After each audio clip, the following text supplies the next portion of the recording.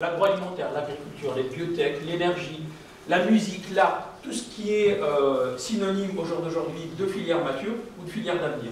Le numérique, de plus en plus, on a beaucoup de porteurs de projets au jour d'aujourd'hui dans le secteur du numérique qui arrivent directement sur le crowdfunding. Pourquoi est-ce qu'on fait les trois modes de financement?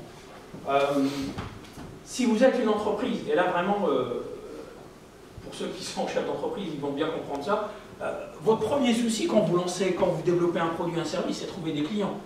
Et le premier client, c'est galère de l'avoir. C'est super compliqué de convaincre quelqu'un de tester votre produit ou votre service.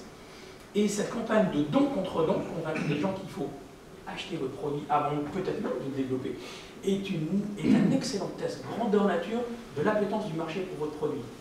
À ce stade, vous avez le droit de vous planter autant de fois, parce que vous, en termes de coût de développement et ce que vous allez dépenser, ça reste raisonnable.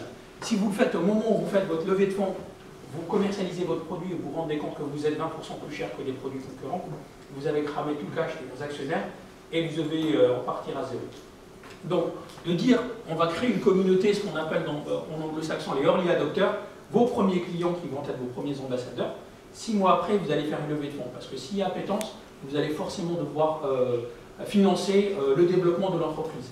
Donc, allez chercher la même communauté, le contributeur ou la contributrice qui a déjà préacheté votre produit ou votre service et qui l'a testé, qui dit c'est intéressant, demain, quand il verra une opportunité d'investir dans votre entreprise, à un ticket de 100 €, c'est intéressant. Si maintenant je suis le contributeur, j'ai acheté un produit, je trouve que le produit est intéressant.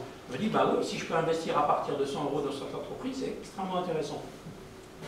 Le prêt par la suite, donc pareil, vous pouvez emprunter à des taux certes un peu plus supérieurs que la banque, mais néanmoins avec un effet de levier. Quand vous êtes sur le produit en B2C, vous allez chercher la caisse de résonance qui est les clients. Vous allez avoir une exposition qu'à l'institutionnel vous n'avez pas. Et systématiquement, ça c'est le mot magique, parce que tout le monde vous dit oui, vous détruisez, on dit voilà, les banques sont en train de perdre des parts de marché. Je vous dis, c'est archi faux. On a des critères de sélection qui sont similaires à ceux des banques et des sociétés de capital risque.